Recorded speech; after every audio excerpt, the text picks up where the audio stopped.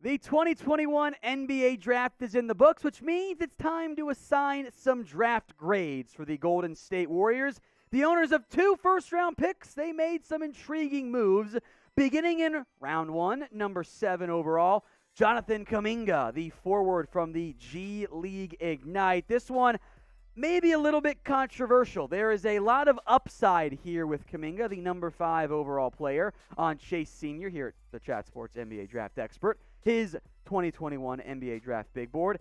He's not there yet, though. He is a developmental type of player. The flashes, the upside is there, due in large part to his ability to ball handle and be an athlete and rebound. The raw skills are there, but the tools certainly need some developing beyond just the raw athletic ability.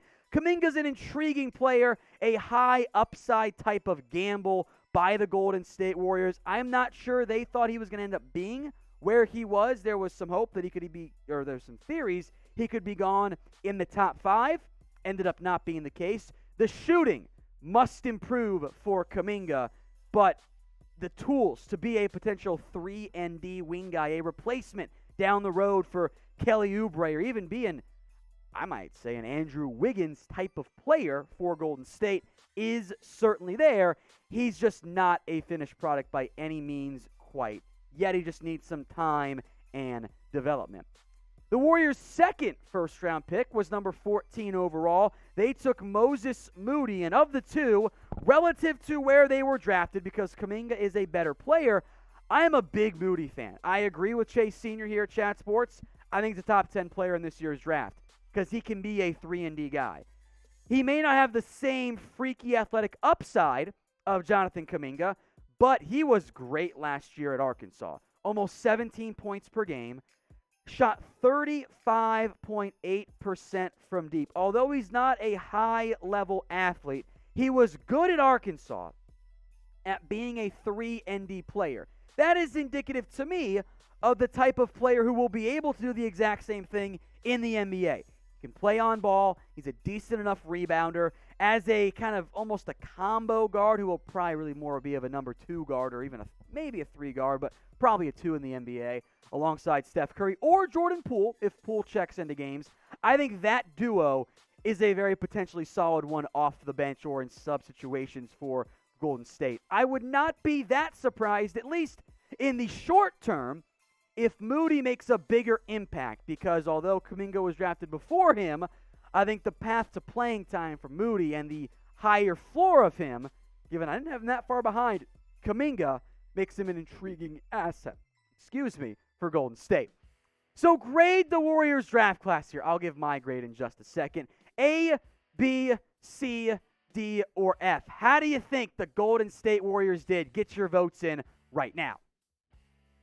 I am giving Golden State a B. I thought this was a solid draft. Now, the Warriors are in a bit of a rough spot. Even though James Bouknight was there, and I would have really loved that pick, honestly, if they had gone Bouknight Moody, I think I would have given them an A. Still not a bad draft. There is risk involved here with Kuminga, but there's upside as well. So I'm not trying to hate on this pick. I think it's solid, but to an extent, it was a bit of a 4-man draft, even if Jalen Suggs didn't go number 4 overall. Let's go more in depth now on Jonathan Kuminga. What we mentioned, the athletic ability, the upside, the traits, all of those things that make him a tantalizing type of player. He has the physical profile that's you're searching for, even though NBA is becoming more and more positionless. At 6'8", with a 7-foot wingspan, there's a lot of intrigue there as a big wing initiator type. Again, I kind of think to an extent in that Andrew Wiggins mold. He's not going to be a true point forward or point wing, but I think he's going to be able to attack and be able to get to the rim fairly well, which will certainly be benefited by his high-level athletic ability. Look, he's a transition player right now. He's a driver. He's a cutter. He's always trying to go downhill. I think where the areas of growth are, not, of course, acknowledging he has the ability to be a two-way wing, a potential 3-and-D guy, or at least a drive-and-D guy. Maybe Harrison Barnes could be a good player comparison for him for his role with the Warriors long term. The defense and the skills are not there yet for Kuminga. Again, he shot under 25% from 3 this year with the G League Ignite, and perhaps most concerningly, He shot just 62.5% from the free throw line. That's not indicative of a player who's going to suddenly bounce forward way higher in terms of his shooting and efficiency. I don't think his mechanics are bad.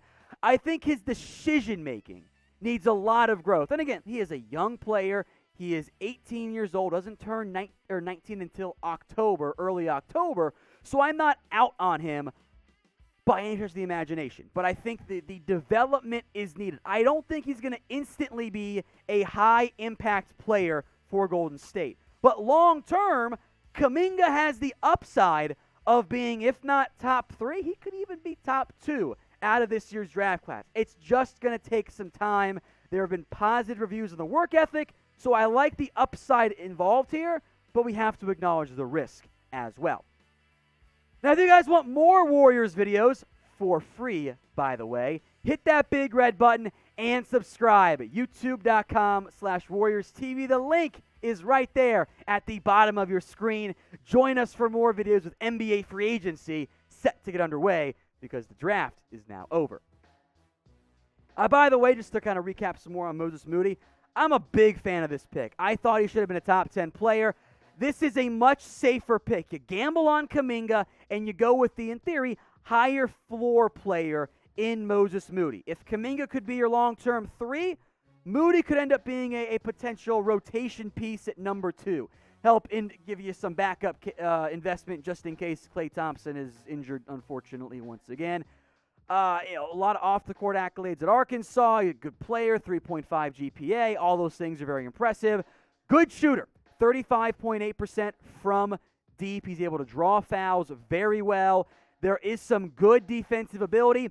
He's not an elite high-level athlete, but his 7'1" wingspan is certainly damn intriguing if you're Golden State. Now, he's not an elite jumper, but that length is going to really help balance out his rather undersized height, which he is, of course, 6'6", still not bad for a wing there. I like Moody a lot, and the 6'6" was in shoes, by the way, maybe a little closer to 6'4.5". Either way, I like Moody a lot. I'm very intrigued by what he can do as a higher level 3 ND player.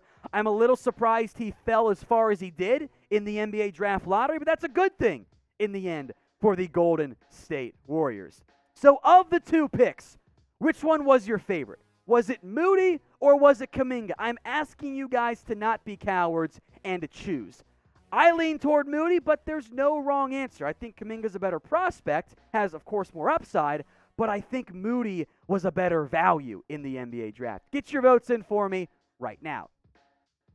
I don't think either of these guys really end up starting for Golden State right away. Now, maybe there's something to be had there at the Klay Thompson spot, since I'm not sure he's going to be ready to go for week 1. Or actually not week 1, game 1, excuse me. I got football in my brain like an idiot. But I think maybe Kuminga, maybe Moody rotates in there. I wouldn't be surprised if you kind of give the role to Jordan Poole from that perspective. But I like the upside of what Golden State did in this draft. I think it's very well done. Like I said, I give them a B for this year's NBA draft. Not quite perfect, but they're in a bit of a rough spot. They did a good job balancing the upside and the floor with their 2 draft picks this season.